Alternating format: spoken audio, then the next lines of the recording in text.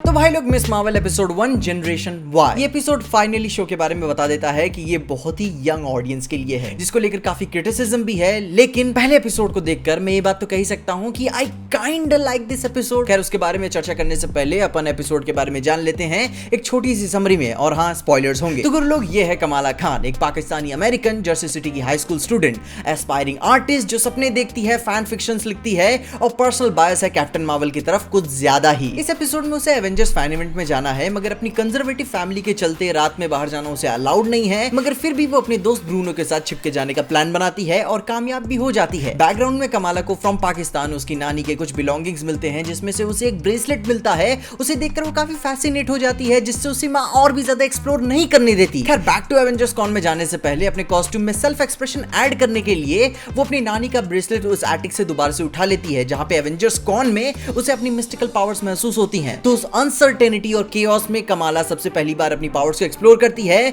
जहां ऊपर वाले की दया से कोई भी नहीं मारा जाता। मगर इसी से मामला और लेम हो जाता है। आई मीन यार, उस मीन गर्ल को बचाना, थॉर के हैमर से मार खाना, एंटमैन का हेलमेट इतनी देर से लुढ़क ही रहा है, वो क्लासिक सुपर हीरो ओरिजिन वाला मामला था। फिर उसके घर वापसी पे उसे उसकी माँ मिलती है, उसके कमरे में बैठे हुए थोड़ा मेलोड्रामेटिक टॉक चलता है। मगर कमाला अभी भी खुश है क्योंकि उसे पावर्स जो मिली है, ड्रामेबाज लड़की। खैर, अब मिस मार्वल का एपिसोड मुझे पसंद आया एक एक्सटेंट तक। Music, art style, camera work, cinematics सब खूबसूरत थे, अच्छा लगा। और बीच बीच में वो हिंदी का अर्थ तो और भी स्वीट था।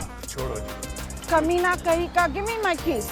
हालांकि कहानी अपनी लेयर्स में काफी कुछ कहना चाहती है, जहां उसकी फैमिली अपने कल्चर्स और वैल्यूज को खोए बिना उसे प्रोटेक्ट कर रही है। वहीं कमाला यूएस में भाई सेल्फ एक्सप्रेशन वाली आजादी में खुल के सांस लेना चाहती है। उसे अपना कल्चर पसंद है, मगर वो अपनी फैमिली की ट्रेडिशनलिस्ट सोच से बाहर निकलना चाहती है। समय समय पे वो खुद को अपने भाई से कंपेयर भी करती है, जो कि टीनेज की उम्र में ये सब करना नॉर्मल सी बात है। आपको लगता है कि आपकी फैमिली ही चूतिया है, मेरे साथ ही ऐसा क्यों होता है, मैं कहां पैदा हो गया, पीछे पर्सनल नहीं जाना। लेकिन कमाले की फैमिली उसे उस सेंस में प्रोटेक्ट कर रही है जैसा कोई भी ब्राउन एशियन पेरेंट करेगा। काफी हद तक रिलेटेबल है, लेकिन अब हमेशा रिलेटेबल अच्छा नहीं होता है। मैं रिलेटेबल तभी तक ही इसे मान रहा था जब तक ये फैमिली तक ही थे, लेकिन इट फील्स लाइक कि भाई कैमरे पे हर एक पाकिस्तानी ट्रेडिशनलिस्ट ही है, और यहाँ बस जर्सी सिटी में ये कमाला ही है जो अपने सामाजिक बंदिशों को तोड़कर अपने ट्रू सेल्फ एक्सप्रेशन को पहचानेगी। अब इसके अलावा भाई मेरे को पर्सनली मोहन कपूर की एक्टिंग सबसे बेस्ट लगी, और मैं स्पेशली इनकी एक्टिंग के कैरेक्टर से भाई वो फादरली फिगर वाली सोच के बारे में भाई वो खिल के निकल के आ रहा था। यूसुफ खान कोई वन डायमेंशनल बाप नहीं है, वो सोचता है उसके चेहरे पे नजर आता है, जो कि अभी एज ऑफ एपिसोड 1 बाकी कैरेक्टर्स में एक्सप्लोर नहीं किया गया है। खैर, एक बहुत ही ऑब्वियस कमी मेरे को लगी, जो मेरे को बहुत ही ज्यादा खटक रही है, लैंग्वेज को लेकर। अपन मदर टंग के बारे में तो जानते ही हैं, तो गुरु जब कभी 2 या 2 से अधिक लोग भाई सेम कल्चर या सेम कम्युनिटी के लोग एक साथ में बैठते हैं, तो भाई वो अपनी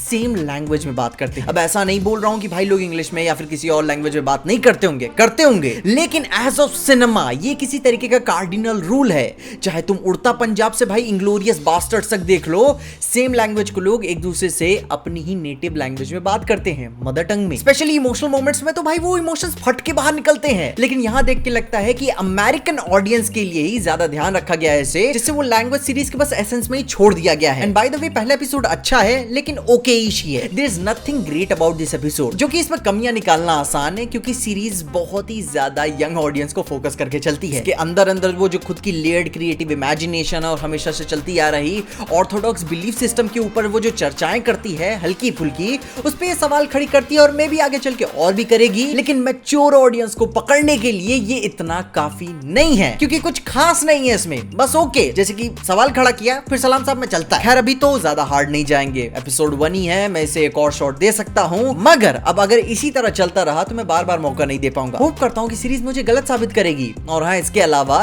एपिसोड में एक मिड क्रेडिट सीन भी है, जहां पे डिपार्टमेंट ऑफ डैमेज कंट्रोल वाले कमाले की एवेंजर्स कॉन्ट वाली कंट्रोवर्सी को देख जाते हैं, जिससे सीरीज में आने वाला लफड़ा भी क्लियर हो जाता है। खैर, इसके अलावा तुम अपने ओपिनियंस मुझे कमेंट्स में जरूर बताओ कि तुम इस सीरीज के बारे में क्या सोचते हो, और क्यों तुम्हें पसंद आया और क्यों तुम्हें नहीं। ऑनेस्ट ओपिनियंस देना, चाहे कोई भी रीजन हो, और मैं जान रहा हूं लफड़ा क्या चल रहा है।